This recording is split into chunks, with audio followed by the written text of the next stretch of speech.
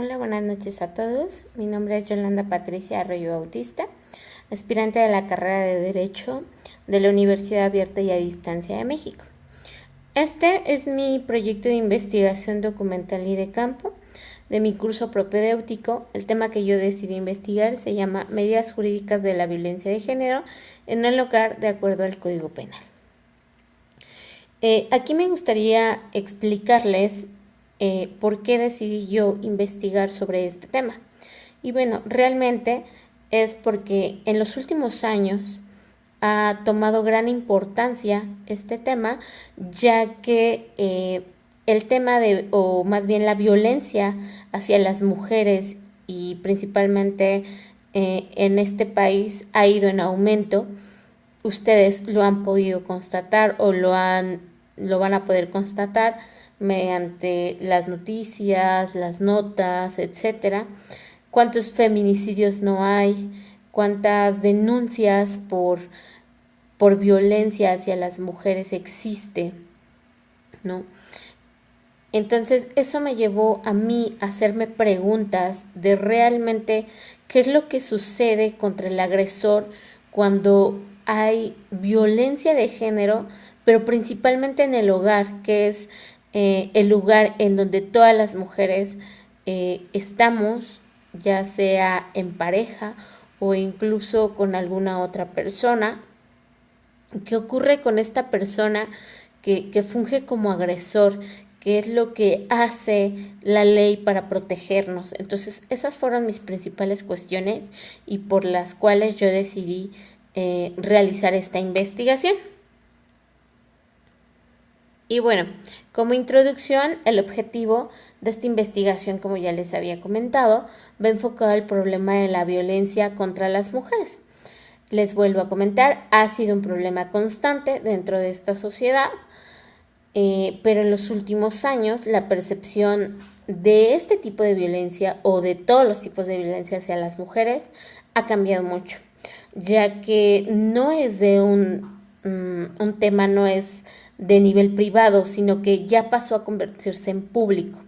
Incluso hay organismos internacionales y nacionales que se han dado la tarea de realizar trabajos importantes que conlleven a la protección misma de las mujeres.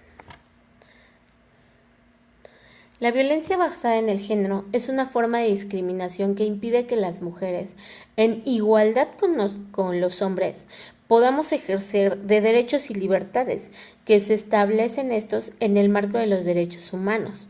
Entonces, es bien interesante esta definición porque no es otra cosa más que discriminación hacia nosotras para poder ejercer nuestros derechos y libertades. Como metodología de esta investigación se llevó a cabo con un método documental y un método de campo también. Como documental, bueno, se realizó se recabó bastante información. En la principal en la cual yo me basé, y la verdad es que en lo personal no la conocía, es la Ley General de Acceso a las Mujeres a una Vida Libre de Violencia. Esta ley se publicó en el Diario Oficial de la Federación en el año 2007. El año pasado cumplió 10 años, incluso pude constatar en la red o en las redes que celebraron los 10 años de esta ley, que está compuesta por 60 artículos y que hasta la fecha, ha tenido 2 modificaciones solamente. Pero la verdad es que está súper completa.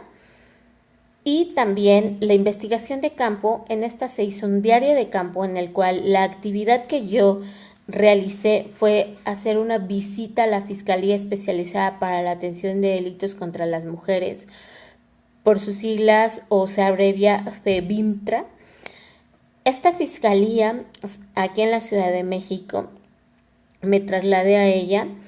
La finalidad de trasladarme a ella fue conocerla, saber cuáles eran sus funciones y realmente qué es lo que sucedía ahí o a qué se dedicaban, ¿no? llegué efectivamente y pude constatar que la verdad es que es una súper ayuda para las mujeres que van a solicitar ayuda en cuanto tengan un problema de violencia. Quiero comentarles que pues no, obviamente no es solamente de violencia de género, sino de todos los tipos de violencia que hay. Como definiciones, antes de continuar, tenemos varias definiciones, porque yo al principio la verdad es que estaba perdida. Yo creía que la definición de violencia que nos presenta la Organización Mundial de la Salud es la misma, ¿no? Pero te das cuenta, conforme vas indagando en la investigación, te das cuenta que no es así. Que una es efectivamente la definición que tiene la Organización Mundial de la Salud de violencia, que es como el uso intencional de la fuerza física, amenazas contra uno mismo, contra otra persona o contra un grupo en específico. Y que tiene como consecuencia, o es muy probable que tenga como consecuencia, un traumatismo, daños psicológicos, problemas de desarrollo o incluso la muerte. Sin embargo, la violencia contra la mujer se entiende como todo acto de violencia basado en la pertenencia al sexo femenino, que es la diferencia que no tiene la definición anterior, ¿no? Y continuando con esta, es que tenga o pueda tener como resultado un daño o sufrimiento físico, sexual o psicológico para la mujer, así como las amenazas de tales actos, la coacción o la privación arbitraria de la libertad, tanto si se produce en la vida pública como en la vida privada. Lo que diferencia a la violencia de género de otras formas de agresión y coerción, en este caso, es el factor de riesgo o de vulnerabilidad por el solo hecho de ser mujeres. O sea que debemos entender que la violencia de género, en este caso, es solamente ese factor, esa es la diferencia que crea la violencia de género. O sea, el solo hecho de ser mujeres presenta o es un factor de riesgo, incluso nos pone vulnerables al serlo. Continuando, la Ley General de Acceso a las Mujeres a una vida libre de violencia considera en su artículo 6 los tipos de violencia contra las mujeres, los cuales los divide en 6: la violencia psicológica, la violencia física, la violencia patrimonial, la violencia económica y la violencia sexual, o cualesquiera otras formas análogas que lesionen o sean susceptibles a dañar la dignidad, la integridad o la libertad de las mujeres. Cualquiera de estas tres, ¿no? En este caso yo les quiero comentar que durante la investigación pude constatar, o mediante la información recabada, me llamó muchísimo la atención que aquí en la Ciudad de México la violencia que más es reportada o registrada, por así decirlo, por FEBIMTRA, es que 7 de cada 10 mujeres, sufren violencia en el hogar, y la principal causa de denuncia es la violencia económica.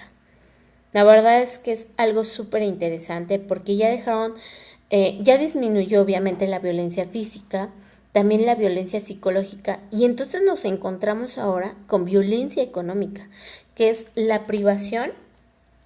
Se podría decir, y en palabras resumidas, lo que yo entendí es que privan totalmente a las mujeres de darles dinero como tal, o de un sustento económico para poder tener una calidad de vida. Entonces eso se considera como violencia.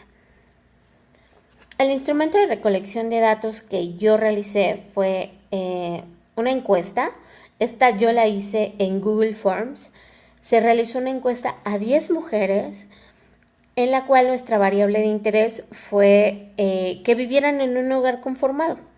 En esta etapa del proceso de investigación, dicha encuesta, como ya les comenté, se realizó en Google Forms, y yo lo que hice fue que entre 10 conocidas que yo tuviera, fue mandarles mi link de mi encuesta, y específicamente las busqué mujeres más allá de los 25 años que vivieran en un hogar conformado.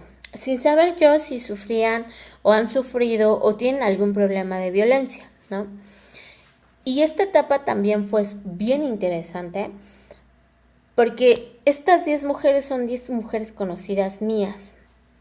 Entonces, de cierta forma es poca la población encuestada, pero me da como una visión diferente en cómo las mujeres lo vemos a diferentes niveles, ¿no? En lo que les comentaba, los resultados fueron, de algunas de las preguntas fueron los siguientes, de las más importantes que a mí en lo parecer me di cuenta. En general me di cuenta que la sociedad, incluyendo las mismas mujeres, o sea, nosotras mismas, principalmente no se le da importancia a la violencia de género y mucho menos en el hogar. ¿Saben qué? Se nos hace súper normal. A nosotras las mujeres se nos hace normal, o a la mayoría se nos hace normal, y entonces por eso creemos que no tiene la importancia necesaria. Sin embargo, hay otra cantidad de mujeres que creen que realmente sí es súper importante este problema, ¿no? Y que va más allá de... Otra de las conclusiones a las cuales yo llegué según los resultados fue que el tema de maltrato se asocia a que el agresor pierde el control, o que incluso el agresor está bajo el influjo de cierta sustancia, ya sea alcohol o ya sea drogas. Sin embargo, muy pocas mujeres lo relacionaron a que el agresor traiga un problema psicológico porque él mismo haya sufrido violencia en su infancia, ¿no? Entonces esto es bien interesante porque muy seguramente las mujeres que han sufrido cualquier tipo de violencia ha sido ya sea porque creen que perdió el control, o incluso mismo puedo llegar a creer que porque ellas mismas lo provocan, y otro es porque están bajo el influjo de alguna sustancia. Y eso es gravísimo, ¿no? Es interesante también que cuando ocurre un acto de violencia hay que denunciarlo, ¿no? Entonces, otra de las preguntas fue enfocado a eso. ¿Qué harían ustedes? La pregunta fue más o menos así. ¿Qué harías si presenciaras un acto de violencia? Ya sea físico, ya sea psicológico, etcétera. ¿Tú cómo actuarías? Entonces, aquí fue interesante, pero a la vez en lo personal fue triste saber que más de la mitad de las mujeres que encuesté confirmaron que era un delito y que tenían que denunciarlo, ¿no? Esa fue su respuesta, o esa era una de las respuestas, y afirmaron con esa. Sin embargo, hay un porcentaje que se podría decir que es el segundo lugar, que nos conlleva a decir que lo que ocurre en pareja se queda dentro de la pareja. O sea que aunque yo lo esté presenciando, muchas de las mujeres dijeron, aunque yo lo esté presenciando, es problema de ellos y no tengo por qué denunciarlo. O no tengo por qué hacerlo. O sea, es de ellos, y si quieren vivir así, está bien. Lo cual, la verdad es que creo que está muy mal. Y ese es como la base del problema que nosotras las mujeres tenemos, ¿no? El creer que lo que ocurre en pareja se queda en pareja. Sin embargo, es muy respetable el punto de vista. Sin embargo, es bastante interesante que actualmente, o en lo personal lo considero interesante, que actualmente haya mujeres que consideren que debe de ser así. Y hay otro poco porcentaje, el cual dice, solamente lo denunciaría si fuera alguien allegado a mí, o si fuera algún conocido.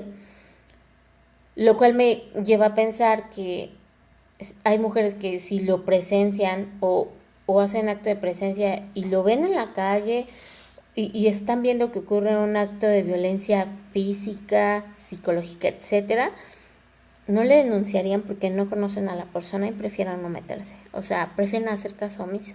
Entonces, eso también es una respuesta súper interesante, ¿no? Como conclusiones, bueno, tenemos varios puntos. Les vuelvo a comentar. A partir del año 2007 existe la Ley General de Acceso a las Mujeres a una vida libre de violencia. Consta de 60 artículos, como ya les había comentado, 5 capítulos y hasta la fecha ha sido modificada en 2 ocasiones. Es una ley muy completa en materia de violencia y que actualmente se ha tomado en cuenta, sin embargo no se ha llevado a total su aplicación porque sigue habiendo violencia de género, sigue habiendo feminicidios, etcétera, ¿no? A pesar de esta ley. También otra de las conclusiones es que las mujeres, conforme a la encuesta, que es lo que acabamos de platicar, no consideran sentirse protegidas a nivel institucional en donde intervenga la justicia. O sea, las mujeres, a pesar de que existe esta ley que muy pocas conocemos, no se consideran protegidas. Se sienten desprotegidas ante algún problema de violencia. Las mujeres, como vuelvo a repetirlo, tenemos muy poco conocimiento sobre este tema de violencia, ya que no estamos informadas sobre los tipos de violencia y cuáles pudieran ser las consecuencias que el agresor tenga conforme a la ley, ¿no? Y en México se considera que más del 90% de la población femenina que vive en un hogar conformado ha sufrido o sufre alguno de los tipos de violencia descritos. También es importante concluir que existen fiscalías especializadas por parte del gobierno que se dedican a proporcionar asesorías y recibir denuncias y llevar incluso casos a nivel jurídico, dependiendo del problema. Porque aquí les he de comentar que en el momento en el que yo hice mi entrevista en FEBIMTRA, que es la fiscalía especializada, la licenciada que me atendió, muchísimas gracias por supuesto, me explicó todo esto. Lo podrán constatar en el trabajo final. Me explicó todo esto. Ellos intervienen de cierta forma el hecho de que una mujer llegue a denunciarlo. Sin embargo, ella me comentaba, a pesar de ser una servidora pública, sin embargo no deja de tener su proceso burocrático. Entonces, por eso la conclusión de la diapositiva anterior, que es una ley muy completa, sin embargo, pues no se aplica al 100%, ¿no?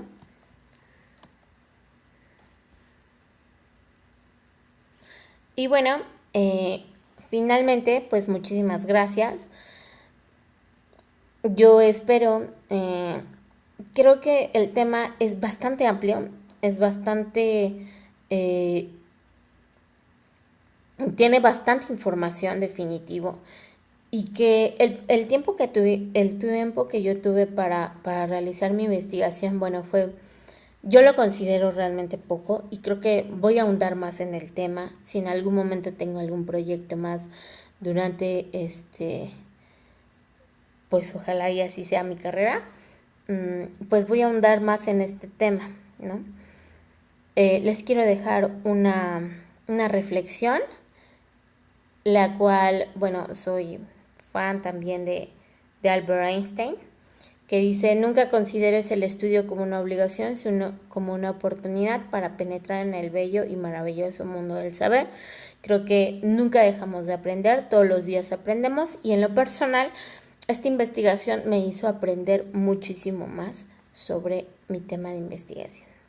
Muchísimas gracias y buenas noches a todos.